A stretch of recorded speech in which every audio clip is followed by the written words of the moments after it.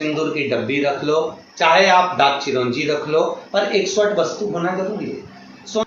सोमती अमावस्या का फल ही यही है कि जिन वर कन्या का विवाह नहीं होता, जिन लड़का लड़की का विवाह नहीं होता, जिन पति पत्नी में आपसी में टकरार चल रहा हो, अदालत तक बात पहुंच गई हो, जिस घर में शांति नहीं रह रही हो, आपस में क्लेश बड़ा मचा हो, ऐसी हो गया मन में कि अब ये तनाव बहुत बढ़ गया है, संबंध टूट जाएगा, तो निवेदन है सोमती अमावस्या के दिन आप भी सोमती अमावस्या के दिन पीपल के वृक्ष के नीचे जाकर उस पीपल की पूजन कर कर उस पे कुंकु सिंदूर चंदन समर्पित कर कर कच्चे सूत से 7 परिक्रमा करिए। 7 बने तो 7, वैसे तो 108 लगाओगे तो आपके जीवन में सुखता आएगी। और ये वो सोमती अमावस्या पड़ रही है जिसको सोम पुष्प कहा जा रहा है, पुष्य नक्षत्र पड़ रहा है और 2 शनि प्रदोष है जो स्वयं भगवान शंकर के लिए शुभ है। आप 108 फेरी लगाएं, चाहे दाने से लगाएं, चिरौंजी से लगाएं, जिससे भी लगाएं, पीपल की पूजन करें, जल अर्चना करें। इतना निवेदन करता हूं कि आपके घर में अशांति नहीं हो सकती, परिवार में प्रेम जरूर बढ़ेगा।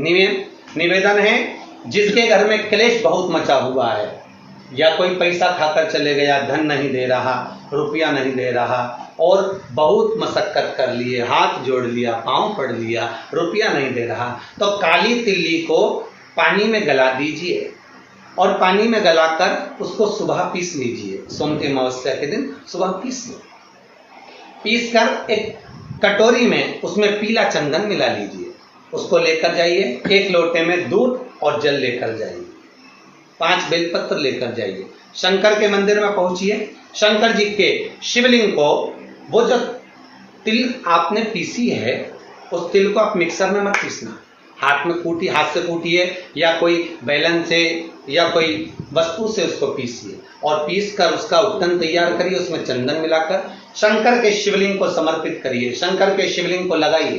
केवल शिवलिंग को ही नहीं, भगवान शंकर की संपूर्ण जलाधारी पर, जहां शंकर भगवान की बेटी अशोक सुंदरी है, कार्तिकेय जी हैं, गणेश जी हैं, उस पूरे जलाधारी में जहां पार्वती मैया भी विराजमान है, पूरी जलाधारी को समर्पित करिए।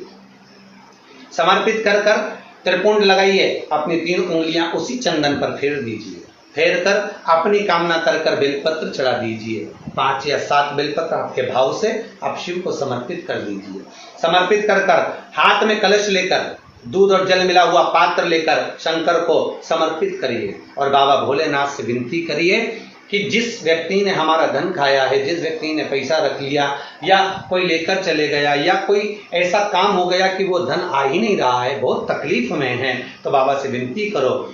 मुझे पूरी उम्मीद है कि सोमती अमावस्या इस बार आप जो कर रहे हैं, अगली सोमती अमावस्या जब आएगी, इतनी प्रसन्न चित्त में आप ये पूजन करेंगे, वापिस करेंगे और पूरे परिवार समेत करेंगे। जब आपका धन आ जाएगा, वैभव हो जाएगा, तो आप वापिस उसको धारण करेंगे। फिर नहीं, और लिख के रखना, अगली सोमती को फिर करना, जब सोमती अमावस्या पड़े फिर उसको करिएगा, आपको फल अधिक मिलेगा। मेरा निवेदन, जिन कन्या और वर के विवाह नहीं हो रहे, वो सोमती अमावस्या के दिन जाकर बाबा पीपल के पेड़ की फेरी अवश्य दें। 108 नहीं बने 7 अवश्य दें। पूजन कर कर, दिया लगाकर, घी का दीप प्रज्वलित कर कर बड़े आनंद में पीपल देव का पूजन करें। और निवेदन, जिस व्यक्ति को रोग बहुत हो, चाहे शुगर हो, बीपी हो, या घुटने में दर्द हो, कमर में दर्द हो, या बहुत कष्ट का जीवन निकल रहा हो, यहाँ तक कैंसर जैसी भी बीमारी यदि आपको है, तो ये सोम पुष्प को छोड़ना मत ही, सोमती अमावस्या को मत छोड़ना। निवेदन है, आप एक पात्र जल जिसमें पीला चंदन, पात्र के जल में एक कलश में जल लीजिएगा, उसमें पीला चंदन घोल लीजिए। पीला चंदन घोलकर उसमें थोड़ी सी काली मिर्ची पीस कर मिला लीजिए, काली मिर्ची को पीस कर डाल दीजिए और उसमें 7 बेलपत्र उसके अंदर डाल दीजिए। 7 बेलपत्र के साथ में 7 वृक्ष के पत्ते, कोई भी वृक्ष जो आपके पास में हो, 7 वृक्ष के पत्ते उस कलश में डाल दीजिए। घर से निकलते समय पूरे घर का भ्रमण करते हुए, जिस व्यक्ति को रोग बहुत है उस व्यक्ति का स्पर्श कराते हुए वो जल शंकर भगवान के ऊपर समर्पित कर कर, थोड़ा सा जल बचाकर, पत्तियां सब शिव जी को चढ़ाकर, थोड़ा सा जल बचाकर शंकर की देहली पर चढ़ा दीजिए। शंकर की चौखट पर, भगवान शंकर के शिवलिंग की चौखट पर समर्पित करें। शिवलिंग की चौखट पर समर्पित कर कर उसी जल जो आपने देहली पर चढ़ाया है, उसी जल का भाग थोड़ा सा कटोरी में 1 चम्मच के बराबर लेकर आइए। जो व्यक्ति बीमार है उसके शरीर पर उसको छींटा दीजिए। 3 बार छींटा देना है, सुबह, दोपहर और शाम। उसके बाद में बाबा विश्वनाथ से प्रार्थना करिए। शाम के समय घर के बाहर एक घी का दिया अवश्य लगाइए। मुझे मत छोड़ना। निवेदन है, आप एक पात्र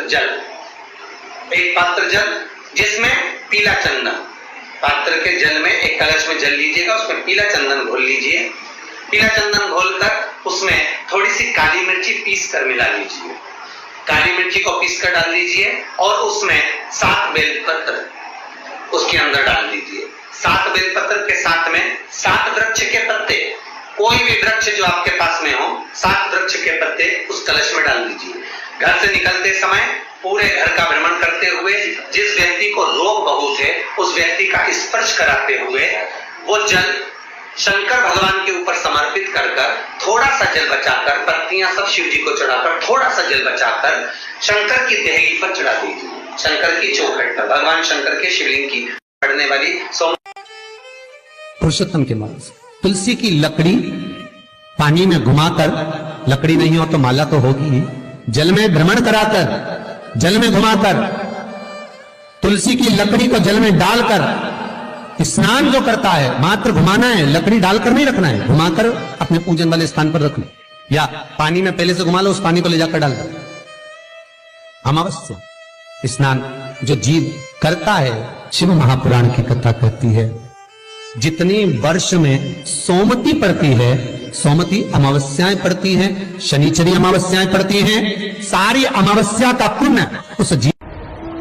भूल से भी अगर कोई चंदन की उंगलियां लगा देता है, 7 स्थान ऐसे हैं जहां चंदन की मात्र उंगलियां लगा देने से ही शिव पितृलोक के पितरों को मुक्ति प्रदान करके वैकुंठ लोक का निवास दे देते हैं। 7 स्थान।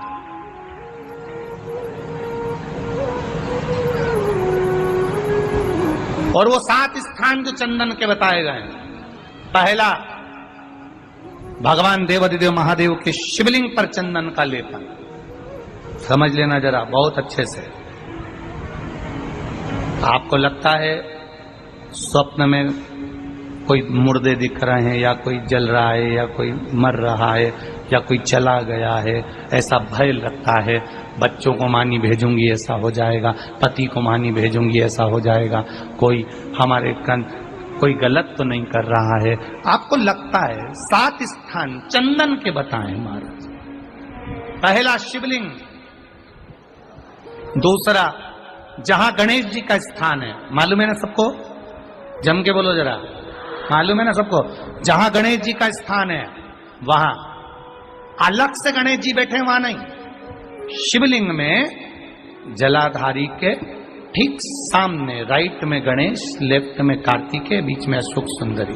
तो पहला चंदन बाबा के शिवलिंग पर, दूसरा गणेश जी पर चंदन की उंगली, तीसरा षडानंद कार्तिकेय पर चंदन की उंगली, चौथा अशोक सुंदरी पर चंदन की उंगली, पांचवा जलाधारी पर चंदन की उंगली, छठा जो शिवलिंग का जल बह रहा है इसके ठीक विपरीत की ओर चंदन की उंगली, और 7वां चंदन नंदी के मस्तक के ऊपर जो 2 सींग लगे रहते हैं उस पर चंदन की उंगली।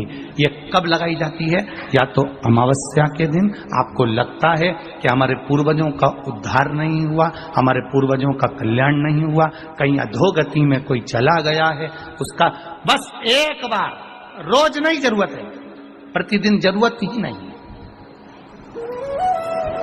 महीने में एक बार अगर अमावस्या के दिन भी आपने चंदन के थोड़ा सा चंदन अगर मेरे देवाधिदेव महादेव को 7 स्थान पर समर्पित किया है। अशोक यहाँ पर वर्णन कर रही है, मैना, धन्य और कला की कथा कह रही है। तीनों ने सनकादि ऋषियों से मांगा, चंदन भगवान को अति प्रिय होता है। और चंदन ही एक ऐसा होता है जो पितरों को भी प्रिय होता है, जिसका स्पर्श मात्र लगने से पूर्वजों। अशोक सुंदरी की जगह मालूम है ना सबको? अरे बोलो, अशोक सुंदरी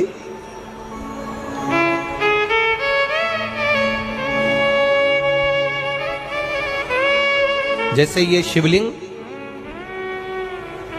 ये जलाधारी गोल माता पार्वती जी का हस्त कमल, यहां से जो जल बहता है, इधर गणेश जी का सीधे हाथ पर स्थान, इधर कार्तिकेय जी का स्थान, बीच में मोटी सी एक लाइन होती है शिवलिंग के सामने, वो अशोक सुंदरी का स्थान। कई बार वहां सांप बना होता है, कई बार अशोक सुंदरी का स्थान बना होता है। ये शिवलिंग पार्वती जी का हस्त कमल, गणेश जी का स्थान, षडानंद कार्तिकेय जी का स्थान, बीच में अशोक सुंदरी का स्थान। ऊपर से जो बूंद बूंद पानी गिर रहा है वो शंकर भगवान की 5 लड़कियां, जया, विषहरा, शामरीबारी, दौतली और देव, ये शंकर जी की 5 बेटियां ऊपर से जल गिरा रही। तो अशोक सुंदर स्थान होता है जब आपके गर्भाशय में या शरीर में पुरुष हो, स्त्री हो, जिसके पूरे शरीर में कहीं पर भी गांठ पड़ गई हो और गल ना रही हो, एक चावल का दाना अशोक सुंदरी वाली जगह पर चढ़ाना प्रारंभ करो, शिव जी पे जल चढ़ाना प्रारंभ करो, उस जल का आचमन करना प्रारंभ करिए। आप 3 महीना, 4 महीना, 5 महीना करते रहो, उसके बाद जांच जरूर करवाना हॉस्पिटल में जाकर कि गांठ गली कि ना गली। पर विश्वास रख, भरोसो दृढ़ इन चरणन कैरो, श्री वल्लभ नक चंद्र छटा भी। ये बेलपत्र जो होता है,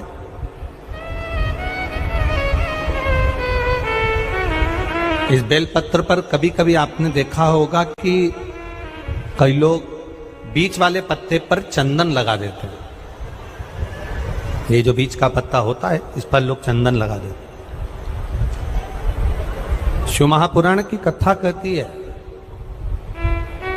अगर भूलवश भी अनायास आपके पास बेलपत्र भी नहीं है, शिव जी का चढ़ा हुआ बेलपत्र भी अगर आपने उठा लिया और उठाकर उस बीच वाले पत्ते पर एक चावल का दाना रखकर भी आप भगवान भोलेनाथ को समर्पित कर रहे हो, तो ये समझ लेना कि तुमने महीना, 2 महीना, 4 महीना, 6 महीना, 8 महीने में, हम तो हमेशा कहते आए, आज फिर कर रहे हैं, 1 महीना पूरा हो जाए जल चढ़ाते, 2 महीना पूरा हो जाए जल चढ़ाते, 3 महीना पूरा हो जाए, 4 महीने पूरे हो गए, 6 महीने पूरे हो गए, या आपका साल भर पूरा हो गया, प्रयास करा करो, एक बीच वाले पत्ते पर एक चावल का दाना रखकर शिव जी को समर्पित करना। क्यों? जो तुमने पूर्व में जल चढ़ाया है वो चावल का दाना अक्षय, उसको अक्षत माना जाता है, अक्षय माना जाता है। मतलब तुमने अभी तक जो जल समर्पित करा है वो कभी समाप्त नहीं हो सकता, उसका पुण्य तुम्हारे खाते में चले गया, अब तुम उसको किसी को भी प्रदान कर सकते हो।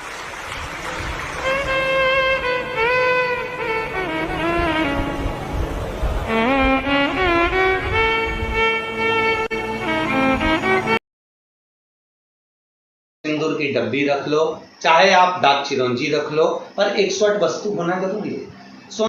सोमती अमावस्या का फल ही यही है कि जिन वर कन्या का विवाह नहीं